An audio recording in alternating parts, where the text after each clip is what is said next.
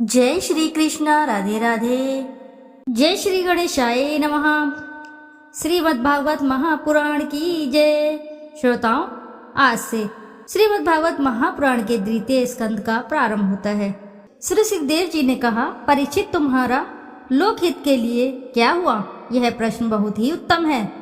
मनुष्य के लिए जितनी भी बातें सुनने, स्मरण करने या कीर्तन करने की है, उन सब में यह श्रेष्ठ है। आत्मज्ञानी महापुरुष ऐसे प्रश्न का बड़ा आदर करते हैं। राजेंद्र, जो गृहस्थ घर के काम धंधों में उलझे हुए रहते हैं, अपने स्वरूप को नहीं जानते, उनके लिए हजारों बातें कहने, सुनने एवं सोचने करने की रहती हैं। उनकी सारी उम्र यूं ही बीत जाती है। उनकी रात नींद या स्त्री प्रसंग से कटती है और दिन धन की हाय हाय कुटुंबियों के भरण पोषण में समाप्त हो जाता है। संसार में जिन्हें अपना अत्यंत घनिष्ठ संबंधी कहा जाता है, वे शरीर, पुत्र, स्त्री आदि कुछ नहीं है, असत्य है। परंतु जीव उनके मोह में ऐसा पागल सा हो जाता है कि रात दिन उनको मृत्यु का ग्रास होते देखकर भी चेतता नहीं। इसलिए परीक्षित, जो अभय पद को प्राप्त करना चाहते हैं, उसे तो सर्वात्मा सर्वशक्तिमान भगवान श्री कृष्ण की ही लीलाओं का श्रवण, कीर्तन और स्मरण करना चाहिए। मनुष्य जन्म का यही इतना ही लाभ है कि चाहे जैसे हो, ज्ञान से, भक्ति से अथवा अपने धर्म की निष्ठा से जीवन को ऐसा बना लिया जाए कि मृत्यु के समय भगवान की स्मृति अवश्य बनी रहे। परीक्षित, जो निर्गुण स्वरूप में स्थित हैं एवं निधि निषेध की मर्यादा को लांघ चुके हैं, वे बड़े बड़े ऋषि मुनि भी प्राय भगवान के अनंत कल्याणमय गुणगणों के वर्णन में रमे रहते हैं। द्वापर में अंत में इस भगवत रूप अथवा वेद तुल्य श्री भागवत नाम के महापुराण का अपने पिता श्री कृष्ण द्वैपायन से मैंने अध्ययन किया था। राजर्षि, मेरी निर्गुण स्वरूप परमात्मा में पूर्ण निष्ठा है, फिर भी भगवान श्री कृष्ण की मधुर लीलाओं ने बलात् मेरे हृदय को अपनी ओर आकर्षित कर लिया है। यही कारण है कि मैंने इस पुराण का अध्ययन किया। तुम भगवान के परम भक्त हो, इसलिए तुम्हें मैं इसे सुनाऊंगा। जो इसके प्रति श्रद्धा रखते हैं, उनकी शुद्ध चित्तवृत्ति भगवान श्री कृष्ण के चरणों में अनन्य प्रेम के साथ बहुत शीघ्र ही लग जाती है। जो लोग लोक या परलोक की किसी भी वस्तु की इच्छा रखते हैं या इसके विपरीत संसार में दुख का अनुभव करके जो उससे विरक्त हो गए हैं और निर्भय मोक्ष पदों को प्राप्त करना चाहते हैं, उन साधकों के लिए तथा योग संपन्न सिद्ध ज्ञानियों के लिए भी समस्त शास्त्रों का यही निर्णय है कि वे भगवान के नामों का प्रेम से संकीर्तन करें। अपने कल्याण साधन की ओर से असावधान रहने वाले पुरुष की लंबी आयु भी अनजान में ही व्यर्थ बीत जाती है। उससे क्या लाभ? सावधानी से ज्ञान पूर्वक बिताई हुई घड़ी 2 घड़ी भी श्रेष्ठ है, क्योंकि उसके द्वारा अपने कल्याण की चेष्टा तो की जा सकती है। राजश्री घटवांग अपनी आयु की समाप्ति का समय जानकर 2 घड़ी में ही सब कुछ त्याग कर भगवान के अभय पदकों का प्राप्त हो गए। परीक्षित, अभी तो तुम्हारे जीवन की अवधि 7 दिन की है। इस बीच ही तुम अपने परम कल्याण के लिए जो कुछ करना चाहिए सब कर लो। मृत्यु का समय आने पर मनुष्य घबराए नहीं। उसे चाहिए कि वह वैराग्य के शस्त्र से शरीर और उससे संबंध रखने वालों के प्रति ममता को काट डाले। धैर्य के साथ घर से निकलकर पवित्र तीर्थ के जल में स्नान करे और पवित्र तथा एकांत स्थान में विधि पूर्वक आसन लगाकर बैठ जाए। तत्पश्चात परम पवित्र आ उ म इन 3 मात्राओं से युक्त प्रणव का मन ही मन जप करे। प्राणवायु को वश में करके मन का दमन करे और एक क्षण के लिए भी प्रणव को न भूले। बुद्धि की सहायता से मन के द्वारा इंद्रियों को उनके विषयों से हटा ले और कर्म की वासनाओं से चंचल हुए मन को विचार के द्वारा रोककर भगवान के मंगलमय रूप में लगाए। स्थिर चित्त से भगवान के श्री विग्रह में से किसी एक अंग का ध्यान करे। इस प्रकार एक एक अंग का ध्यान करते करते विषय वासना से रहित मन को पूर्ण रूप से भगवान में ऐसा तल्लीन कर दे कि फिर और किसी विषय का चिंतन ही ना हो। वही भगवान विष्णु का परम पद है, जिसे प्राप्त करके मन भगवत प्रेम रूप आनंद से भर जाता है। यदि भगवान का ध्यान करते समय मन रजोगुण से विक्षित या तमोगुण से मूढ़ हो जाए तो घबराए नहीं, धैर्य के साथ योग धारणा के द्वारा उसे वश में करना चाहिए, क्योंकि धारणा उक्त दोनों गुणों के दोषों को मिटा देती है। धारणा स्थिर हो जाने पर ध्यान में जब योगी अपने परम मंगलमय आश्रय भगवान को देखता है, तब उसे तुरंत ही भक्ति योग की प्राप्ति हो जाती है।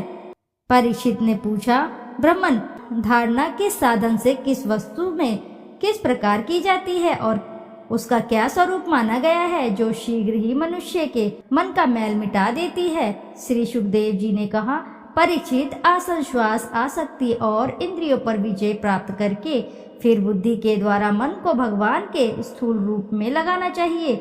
यह कार्य रूप संपूर्ण विश्व जो कुछ भी था, है या होगा, सबका सब जिसमें दिख पड़ता है, वही भगवान का स्थूल से स्थूल और विराट शरीर है।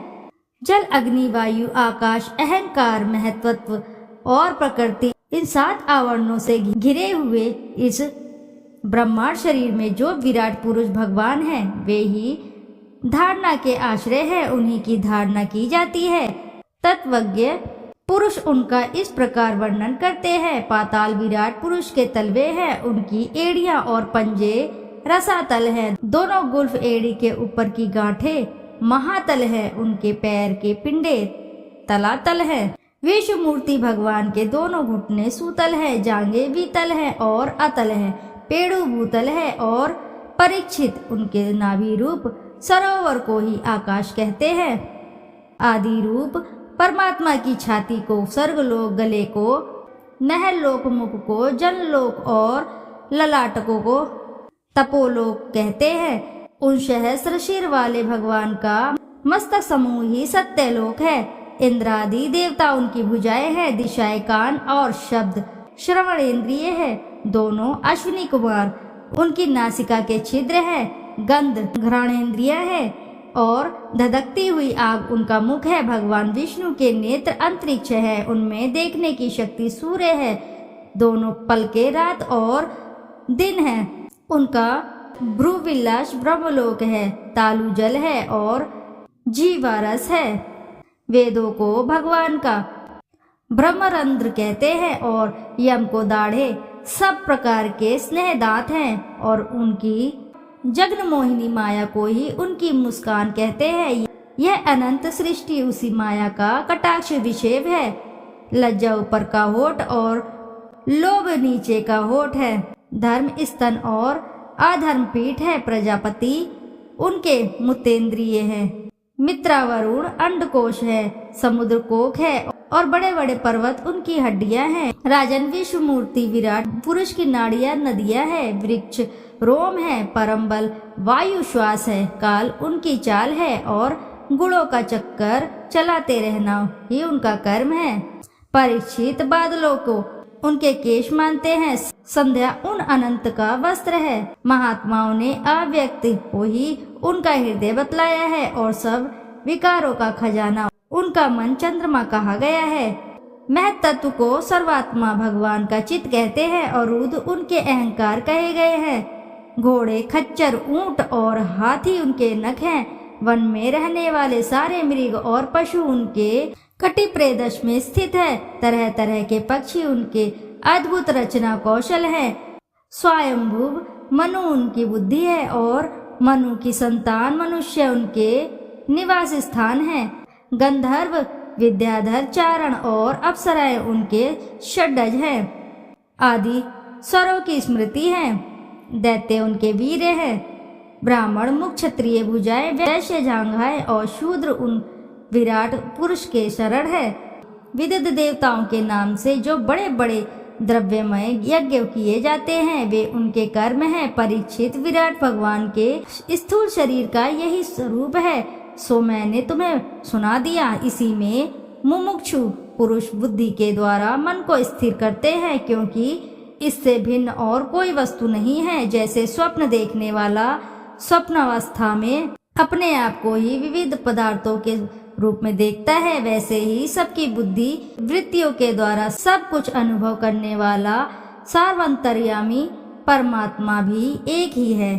उन सत्य स्वरूप आनंद निधि भगवान का ही भजन करना चाहिए। अन्य किसी भी वस्तु में आसक्ति नहीं करनी चाहिए, क्योंकि यह आसक्ति जीव के अधपतन का हेतु है। इति शुभम। प्रेम से बोलिए प्रिय भक्तगणों, श्रीमद्भागवत महापुराण की जय। श्रोताओं, श्रीमद्भागवत महापुराण के द्वितीय स्कंद का प्रथम अध्याय का समापन हुआ।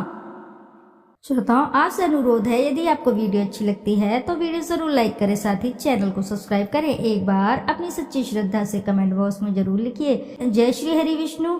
श्रोताओं, फिर मिलते हैं आपसे अगले अध्याय में। जब तक के लिए नमस्कार श्रोताओं।